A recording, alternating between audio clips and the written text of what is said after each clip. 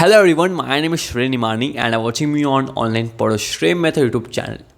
So basically in this video I'll be discussing about how to plan to study smartly for CA intermediate attempt May 2020 attempt. And this video can also be seen by the students who are going to appear for November 2020 attempt. Okay, so basically so first we'll go back to the date Feb 4th 2020. उस दिन foundation और सी intermediate का result आया था जिनका भी attempt था नवंबर 19 में एंड जिन्होंने भी एग्ज़ाम क्लियर किए उनको बहुत बहुत बधाई very much congratulation from my side because महीनों की मेहनत रंग लेके आई होगी आपके and that feeling no one can define because जब मैंने अपनी एग्ज़ाम क्लियर की थी मेरा अटैम्प्ट था नवंबर 18 में एंड मैंने बहुत दो ग्रुप्स क्लियर कर लिए थे पहले अटैम्प्ट में being a science student. So that feeling ना no one can define. I still remember Feb 8 को जब मैं अपना रिजल्ट देख रहा था फेब 8 को 5 बजे रिजल्ट आया था मुझे ऑडिट में 40 आए थे. That was the most happy moment because I was not expecting 40 in audit at all. Fail होने की इच्छा कर रहा था बट 40 गॉड ग्रेस आ गए and I could clear both the groups in first attempt. So that feeling no one can define. But now coming to जिनका attempt रह जाता है like because of some any reason उनका exam clear नहीं कर पाते हैं वो दिन बहुत ही ख़राब होता है. आई स्टिल रिमेंबर बिकॉज आपका कोई दोस्त क्लियर कर रहा है वो कोई और मस्ती कर रहा है हैप्पीनेस कर रहा है और आप घर बैठे रो रहे हो and that is quite obvious actually. So you have to accept your defeat and have to move ahead कि आगे क्या कर सकते हैं आगे क्या अच्छा कर सकते हैं. So basically this video I will be discussing how to prepare your study जो भी रिपीटर्स हो कौन सा भी अटैम्प्ट हो या जिनका फ्रेश अटैम्प्ट भी हो कैसे प्लान करें कैसे स्टडी करें आई will be discussing in this video. So about my, I'll say my marks which I got in my CA intermediate November 18. In accounts I scored 78, law I got 47, costing I got 54 and taxation I got 62. Advanced account I got 69, then audit I got 40, ESSM I got 49 and FM economics I got 56. So the total was 455 out of 800. Rank नहीं आया था but nevertheless I don't care about rank. But let's start the video. So basically अभी attempt है मे 2020 में आज date है Feb 22. So I think your studies must be completed by Feb 29. Like आपकी classes जो भी हो मैक्स टू मैक्स फेब 29 तक ख़त्म हो जाना चाहिए because you need 2 months of complete self study के लिए like safe for March and April क्योंकि 2 महीने एक बंदे को मिल रहना चाहिए.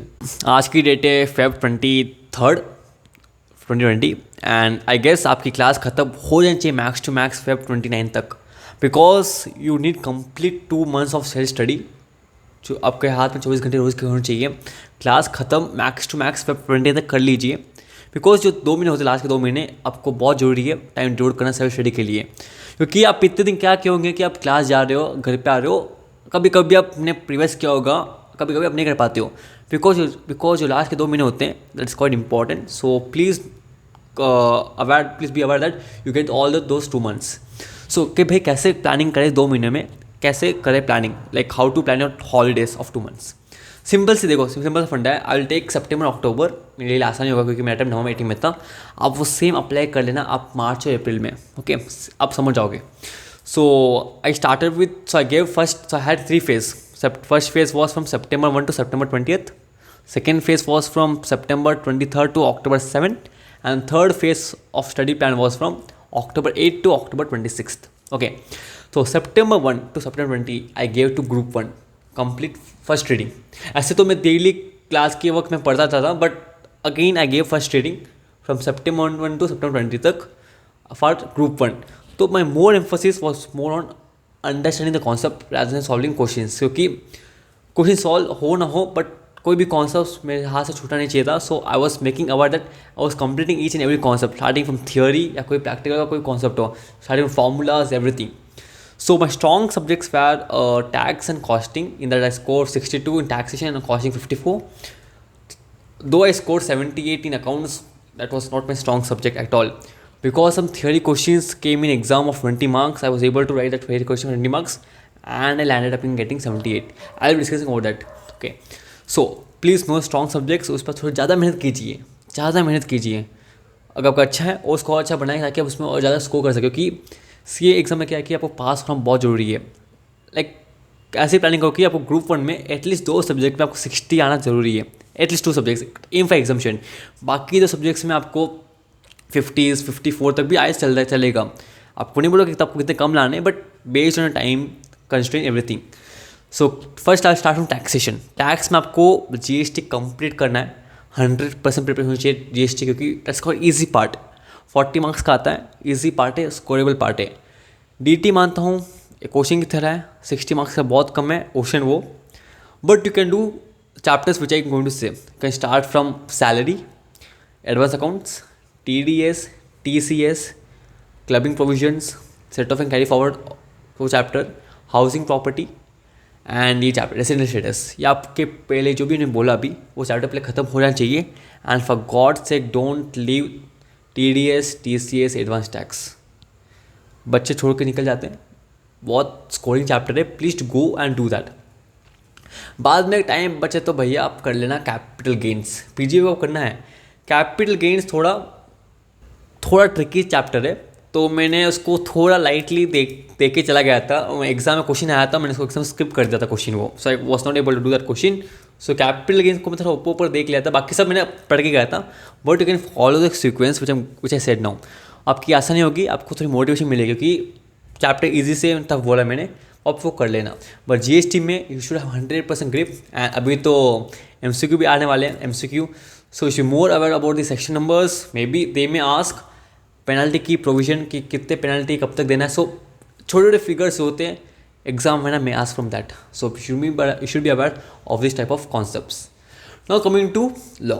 लॉ में क्या है कि थोड़ा थियोरी, थोड़ा ड्राई सब्जेक्ट है, एंड उसमें आपको इंटरेस्ट पता नहीं आएगा, बट क्या करें, आपको पास होना, आपको नेक्स्ट लेवल में जाना है, उसके लिए आपको पढ़ना पड़ेगा।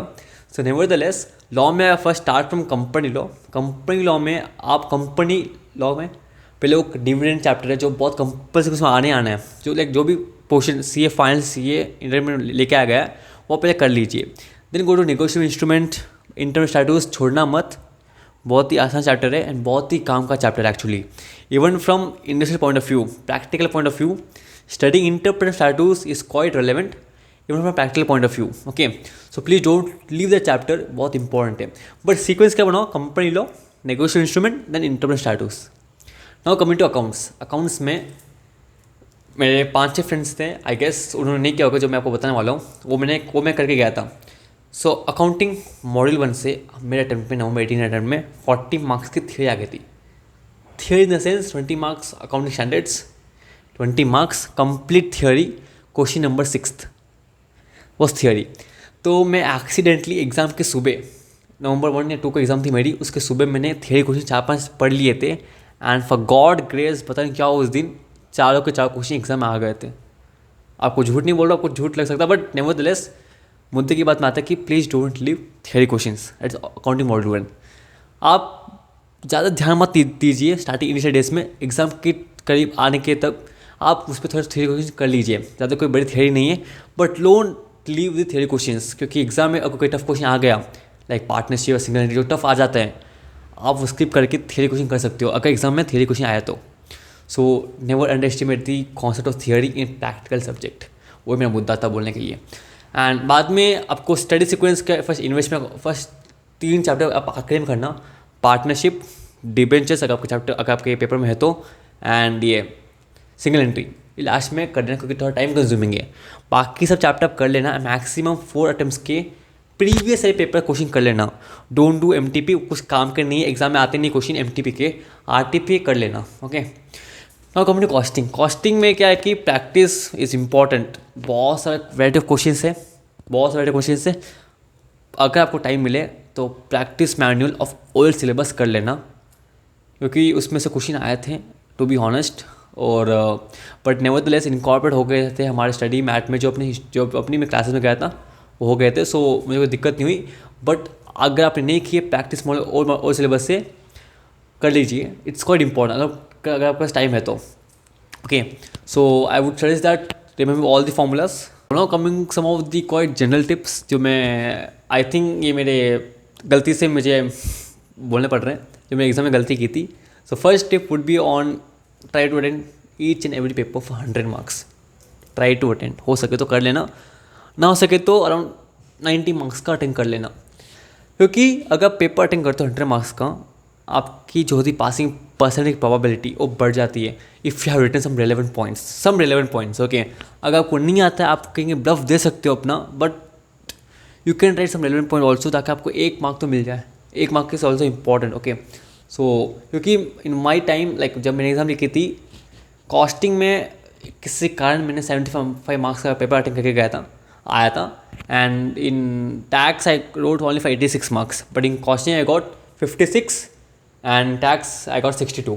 सो मैंने जो भी लिखा था मैंने अच्छे से लिखा था, so I got some step marks and also some of the good points, जिससे मुझे इतने पास हो गया मैं।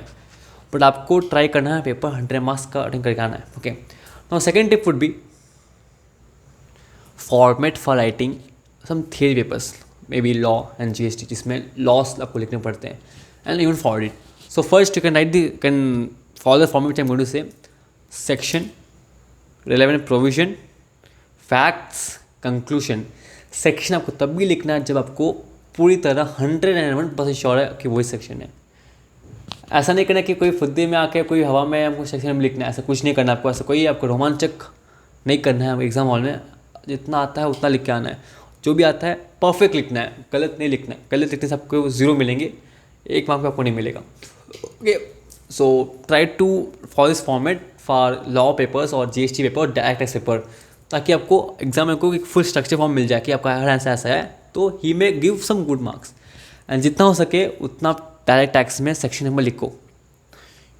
ज़्यादा इंपॉर्टेंट टीडीएस टीसीएस के सेक्शन नंबर याद रख लो, तो एग्जामिनर विल थिंक दैट आपने थोड़ी ज़्यादा प्रिपरेशन की है देन अदर स्टूडेंट्स, एंड उसका जो होगा करेक्ट करने का तरीका वो थोड़ा बदल जाएगा।